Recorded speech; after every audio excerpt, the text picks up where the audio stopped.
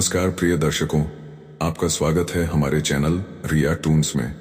अगर आप हमारे चैनल पर नए हैं और भगवान भोलेनाथ में आस्था रखते हैं तो कृपया वीडियो को लाइक करें और चैनल को सब्सक्राइब करें। आज की जो कहानी है वो बहुत ही ज्ञानवर्धक और प्रेरणादायक है, इसलिए इसे ध्यान से सुनें। आज हम आपको कौवे की 4 ज्ञान की बातें बताएंगे जो अगर कोई मनुष्य अपना ले तो वह कभी भी गरीब नहीं रहेगा। तो आइए शुरू करते हैं इस प्रेरणादायक कथा को। एक जंगल में एक कौवा अपनी पत्नी कौवी के साथ रहता था। दोनों पति पत्नी एक दूसरे को बहुत प्रेम करते थे। कौवे की पत्नी बहुत ही अच्छे स्वभाव की थी और हमेशा अपने पति से कुछ न कुछ पूछती रहती थी। एक रात कौवा अपनी पत्नी कौवी के साथ एक वृक्ष की डाली पर बैठे थे तो कौवे की पत्नी ने कहा, हे स्वामी, आज मेरा मन बहुत व्याकुल है, मुझे बेचैनी हो रही है, कृपया कोई ऐसा उपाय बताइए जिससे मेरा मन शांत हो जाए। कौवा अपनी पत्नी की यह बात सुनकर बोला, हे प्रिय, ऐसा क्या कारण है जो तुम्हें इतनी चिंता हो रही है? मैं क्या कर सकता हूं जिससे तुम्हारी व्याकुलता दूर हो? तब कौवे की पत्नी ने कहा, कृपया कोई ज्ञानवर्धक कहानी सुनाइए जिससे मेरे मन को शांति मिले और मैं कुछ सीख भी सकूं। कौवा मुस्कुराया और बोला, मनुष्य चाहे कितना भी गरीब क्यों ना हो, उसे 4 विशेष व्यक्तियों को हमेशा अपने साथ रखना चाहिए और उनका कभी भी अपमान नहीं करना चाहिए। पत्नी ने जिज्ञासा पूर्वक पूछा, हे स्वामी, वे 4 व्यक्ति कौन हैं? कौवा बोला, मैं तुम्हें एक कहानी के माध्यम से यह समझाऊंगा, ध्यानपूर्वक सुनो। एक गांव में एक वृद्ध महिला अपने 2 बेटों के साथ रहती थी। उसके पति का देहांत हो चुका था और उनकी छोटी सी जमीन ही उनकी जीविका का साधन थी। समय बीतने के साथ जब दोनों बेटे विवाह योग्य हो गए तो महिला ने उनकी शादी करवा दी। अब घर में 2 बहुएं आ गईं। शुरू में सब कुछ अच्छा चला, लेकिन कुछ समय बाद बहुओं में झगड़े शुरू हो गए। बड़ी बहू कहती, तुम यह काम सही से नहीं करती, सारा काम मुझे ही करना पड़ता है। छोटी बहू जवाब देती, मैं भी पूरा दिन काम में लगी रहती हूँ, तुम ही आराम करती हो। धीरे धीरे यह झगड़ा रोज का सिलसिला बन गया। अब वृद्ध महिला भी इन लड़ाइयों से परेशान रहने लगी।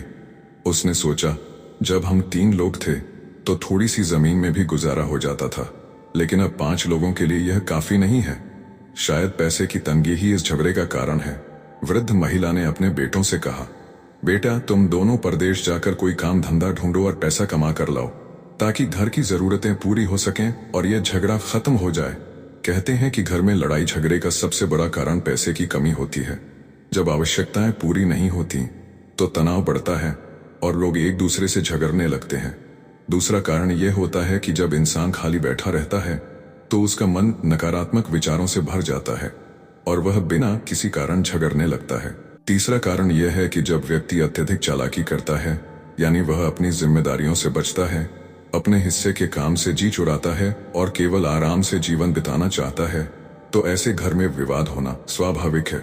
चौथा कारण यह है कि जब व्यक्ति ईर्ष्या करता है, जब कोई दूसरों की तरक्की को देखकर जलन महसूस करता है और खुद को आगे नहीं बढ़ा पाता, तो वह दूसरों से द्वेष रखने लगता है और समय लड़ाई झगड़े व चुगली में व्यतीत करता है। प्रिय दर्शकों, दोनों पुत्रों ने अपनी वृद्ध माता की इच्छाओं का सम्मान किया और उनसे अनुमति लेकर अपनी पत्नियों को यह समझाकर कि वे उनकी अनुपस्थिति में माता का ध्यान रखेंगी, पैसा कमाने के लिए प्रदेश चले गए। लेकिन उनकी दोनों पत्नियां अभी भी आपस में नहीं बनती थीं। एक दिन वृद्ध महिला ने बड़ी बहू को समझाया, तुम बड़ी हो और वह तुमसे छोटी, तुम्हारे पति धन कमाने बाहर गए हैं और तुम दोनों घर में झगड़ रही हो, यह उचित नहीं है। वह छोटी है, इसलिए उसकी छोटी छोटी गलतियों को माफ करना सीखो। क्षमा और धैर्य बड़ों को शोभा देता है।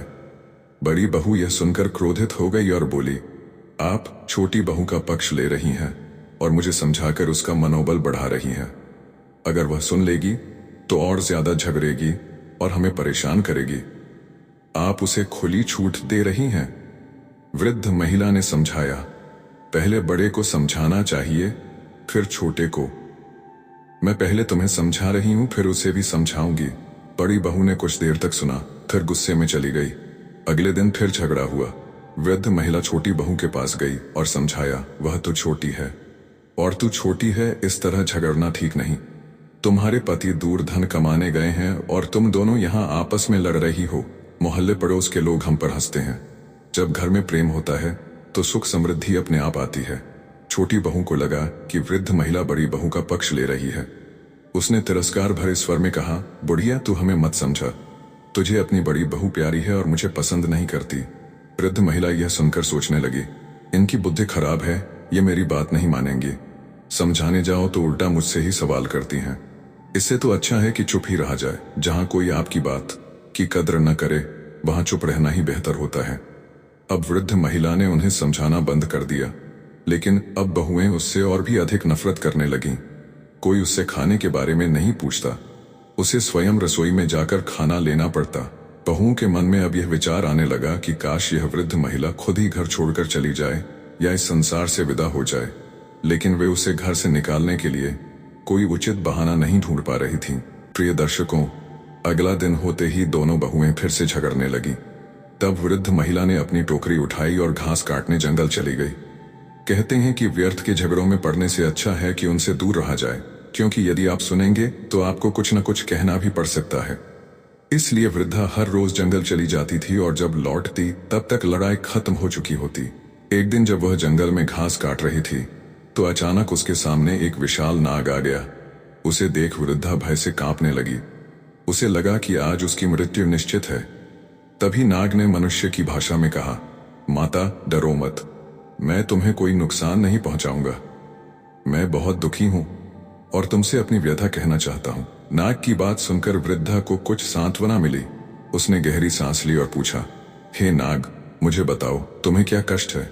नाग बोला, माता मैं कई दिनों से भूखा हूं। जिस आश्रम में मैं रहता था वहां के ऋषि मुझे दूध पिलाते थे, लेकिन अब वे इस संसार से चले गए हैं। अब कोई भी मुझे दूध नहीं देता और मैं भूख से मरने की कगार पर हूं। यदि तुम मुझे थोड़ा दूध ला सको तो मेरी जान बच जाएगी। यह सुनकर वृद्धा की आंखों में आंसू आ गए। उसने कहा, हे नाग, तुम चिंता मत करो, मैं तुम्हारे लिए दूध अवश्य लाऊंगी। तुम यहीं रुको, मैं अभी लौटती हूं। इतना कहकर वृद्धा अपने घर लौट आई। जैसा कि रोज होता था, दोनों बहुएं आपस में झगड़ रही थीं। वृद्धा सोचने लगी कि दूध कहां से लाए। यदि वह बड़ी बहू के घर से दूध लेती है और उसे पता चलता है तो वह गुस्सा करेगी। यदि छोटी बहू से लेती है तो वह भी लड़ाई करेगी। तब वृद्धा ने उपाय निकाला। एक दिन वह बड़ी बहू के घर से दूध लेगी और अगले दिन छोटी बहू के घर से, ताकि किसी को भी शक ना हो। उस दिन उसने बड़ी बहू के घर से थोड़ा सा दूध लिया और उसे टोकरी में छुपाकर जंगल चली गई। वहां नाग पहले से ही प्रतीक्षा कर रहा था। नाग ने पूछा, माता क्या मेरे लिए दूध लाई हो। वृद्धा ने हाँ में सिर हिलाया और दूध उसके सामने रख दिया। नाग ने खुशी खुशी सारा दूध पी लिया और संतोष की सांस ली। नाग ने कृतज्ञता प्रकट करते हुए कहा, माता तुमने मेरी जान बचाई है, मैं यह उपकार कभी नहीं भूलूंगा। वृद्धा मुस्कुराई और बोली, लेकिन मैं तुमसे एक प्रश्न पूछना चाहती हूँ। तुम मनुष्य की भाषा कैसे बोलते हो?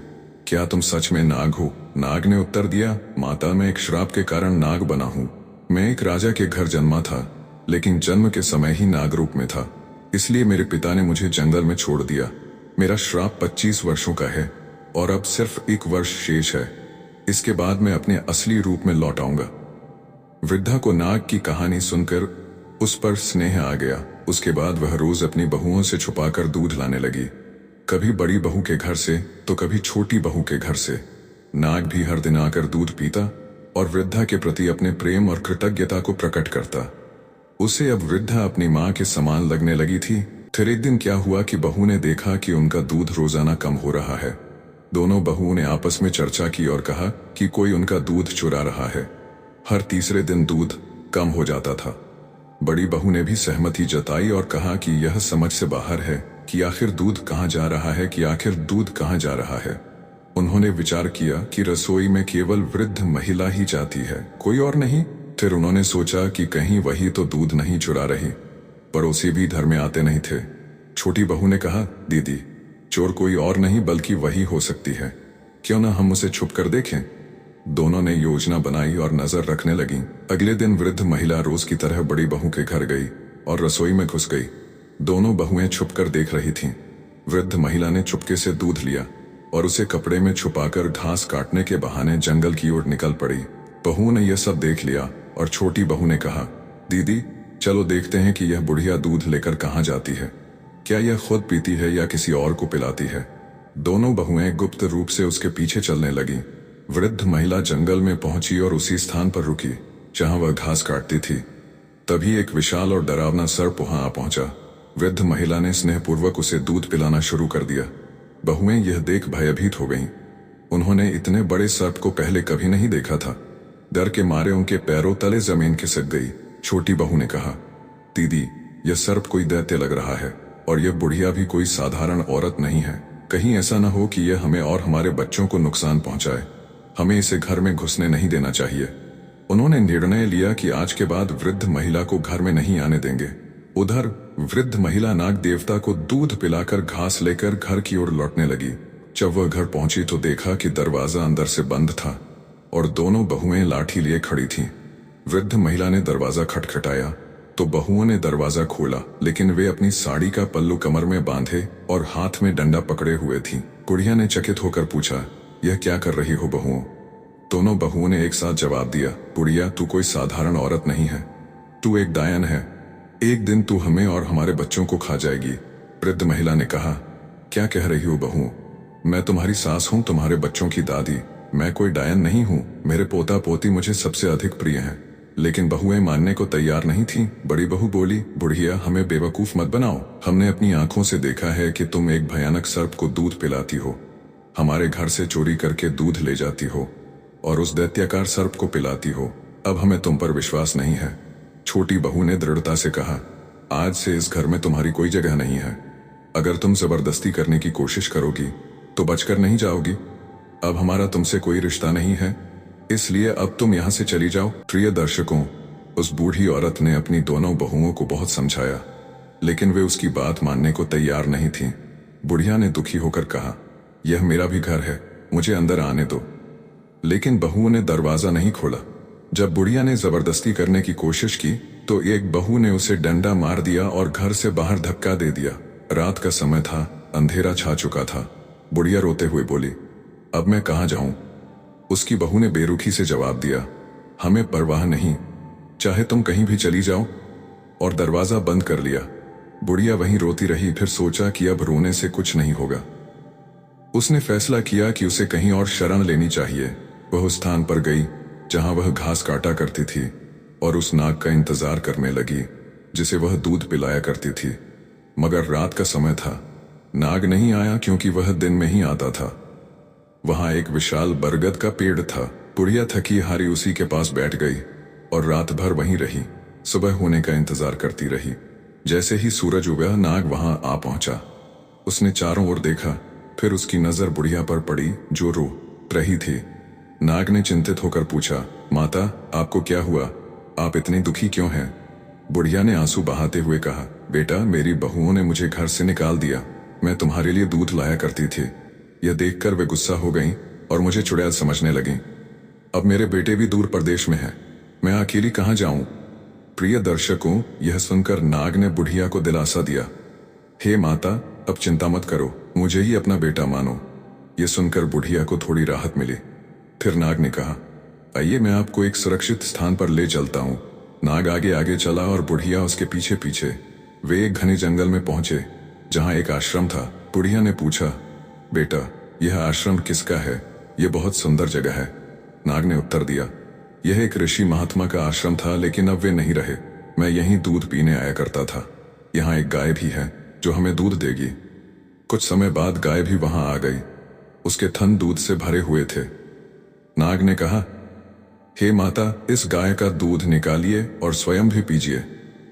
बुढ़िया ने दूध निकाला, नाग को पिलाया और खुद भी पिया। नाग बोला, माता, अब आप यहीं रहिए। इस आश्रम में ऋषि की कृपा से किसी चीज की कमी नहीं होगी। यहाँ अन्नपूर्णा का वास है। आप चैन से रहिए। प्रिय दर्शकों, बुढ़िया यह सुनकर बहुत खुश हुई और अपने नाग बेटे के साथ वहीं बस गई। नाग दिन भर घूमने जाता और शाम को लौट आता। गाय भी घास चरने चली जाती और संध्या को लौटती। तीनों साथ बैठकर भोजन करते और सुख से रहते। लेकिन एक दिन नाग घूमने गया और देर रात तक नहीं लौटा। बुढ़िया को चिंता होने लगी। गाय तो वापस आ गई, मगर नाग का कोई पता नहीं था। बुढ़िया उसकी राह तकती रही, मगर रात बीत गई और नाग नहीं आया। प्रिय दर्शकों, वह बूढ़ी महिला रात भर अपने बेटे नाग का इंतजार करती रही। उसने कुछ भी नहीं खाया और पूरी रात भूखी रही, लेकिन नाग लौट कर नहीं आया। अगली सुबह होते ही बुढ़िया स्वयं उसे ढूंढने के लिए जंगल की ओर निकल पड़ी। जंगल में बहुत भटकने के बाद उसने देखा कि उसका बेटा नाग एक बड़े पेड़ की टहनियों के नीचे दबा हुआ पड़ा था। यह देखकर बुढ़िया घबरा गई और तुरंत उसकी मदद करने के लिए आगे बढ़ी। पास ही चल रही एक गाय की सहायता से उसने टहनियों को हटाया और अपने घायल बेटे को बाहर निकाला। नाग बहुत घायल और कमजोर हो चुका था। बुढ़िया ने चिंतित होकर पूछा, बेटा यह सब कैसे हुआ?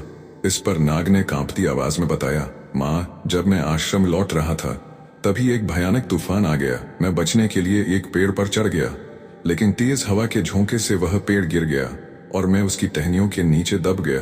मैंने बहुत कोशिश की लेकिन निकल नहीं पाया। मैं सोचता रहा कि मेरी माँ मेरा इंतजार कर रही होगी, लेकिन मैं हिल भी नहीं पा रहा था। बुढ़िया ने प्यार से कहा, बेटा घबराओ मत, मैं तुम्हारी देखभाल करूंगी। वह नाग को लेकर आश्रम आई और औषधियों को पीसकर एक विशेष लेप तैयार किया। रोजाना इस लेप को लगाने से नाग के घाव धीरे धीरे भरने लगे। 1 साल के भीतर नाग पूरी तरह स्वस्थ हो गया और फिर से एक सुंदर राजकुमार में बदल गया। बुढ़िया अपने बेटे को इस नए रूप में देखकर बहुत खुश हुई और उसे प्यार से गले लगा लिया। कुछ दिनों बाद बुढ़िया ने कहा, बेटा अब हमें तुम्हारे माता पिता के पास जाना चाहिए। तुम्हारे पिता को देखे बहुत समय हो गया है, वे तुमसे मिलकर बहुत खुश होंगे। लेकिन राजकुमार ने सिर झुका लिया और बोला, नहीं माँ, उस पिता को देखकर क्या करूंगा जिसने मुझे जंगल में फेंक दिया था। बुढ़िया ने समझाया, बेटा उस समय तुम नाग के रूप में थे। तुम्हारे पिता डर गए होंगे इसलिए उन्होंने ऐसा किया। अब तुम मनुष्य हो, वे तुम्हें पहचान कर बहुत खुश होंगे। आओ इसी बहाने मैं भी तुम्हारे माता पिता से भेंट कर लूंगी। प्रिय दर्शकों, वह राजकुमार अपनी बुढ़िया माता के साथ अपने राजमहल की ओर प्रस्थान करते हैं। जैसे ही वे अपने राज्य की सीमा में प्रवेश करते हैं, वहां के लोग उन्हें देखकर मोहित हो जाते हैं। सभी सोचने लगते हैं, काश यह सुंदर राजकुमार हमारा होता, कितना अच्छा होता। राजकुमार और बुढ़िया माता नगर में प्रवेश कर चौकीदार से राजा से मिलने की इच्छा व्यक्त करते हैं। चौकीदार उन्हें मंत्री के पास ले जाता है। मंत्री से मिलकर बुढ़िया माता और राजकुमार कहते हैं, हमें राजा और रानी से मिलना है, कृपया हमें उन तक पहुंचाइए। मंत्री चिंतित स्वर में उत्तर देते हैं, राजा और रानी इस समय मिलने योग्य नहीं हैं, वे बहुत अस्वस्थ हैं। राजा सिंहासन छोड़ चुके हैं और अपनी देखभाल तक नहीं कर पा रहे हैं। राजकुमार और बुढ़िया माता जिद करते हैं, हमें उनसे मिलना अत्यंत आवश्यक है, कृपया हमें उनके पास ले चलिए। मंत्री गहरी सांस लेते हुए बताते हैं, यह कहानी 25 वर्ष पुरानी है। रानी ने एक सर्प को जन्म दिया था। राजा भयभीत हो गए और यह सोचकर कि लोग क्या कहेंगे, उन्होंने उस सर्प को जंगल में फेंक दिया। तब से राजा रानी गहरे दुख में डूब गए हैं। वे दिन रात चिंता में रहते हैं और उनका शरीर सूखकर कांटा हो गया है। राजकुमार मंत्री से आग्रह करते हैं, कृपया हमें उनसे मिलवा दीजिए। मंत्री सहमत होकर उन्हें महल में ले जाते हैं, जहां राजा और रानी उदासी में पड़े रहते हैं। प्रिय दर्शकों, जैसे ही राजकुमार उनके पास पहुंचकर चरण स्पर्श करता है, राजा रानी के शरीर में एक नई ऊर्जा दौड़ जाती है। वे चौंक कर उठते हैं और पूछते हैं, बेटा तुम कौन हो? तुम्हारे स्पर्श से हमें शक्ति का अनुभव हो रहा है। राजकुमार अपनी पूरी कहानी सुनाते हुए कहते हैं, पिताजी, मैं आपका पुत्र हूं। माता, मैं आपके गर्भ से जन्मा था। ऋषि के श्राप के कारण मैं नाग रूप में जन्मा। 25 वर्ष का श्राप पूरा हो गया और अब मैं मनुष्य स्वरूप में लौट आया हूं। क्या अब भी आप मुझे अंकार करेंगे? प्रिय दर्शकों, यह सुनते ही माता रोते हुए अपने पुत्र को गले से लगा लेती हैं। राजा के हर्ष का कोई ठिकाना नहीं रहता। वे अपने बेटे को बार बार चूमते हैं। ऐसा प्रतीत होता है मानो उनके भीतर एक नई शक्ति जाग गई हो।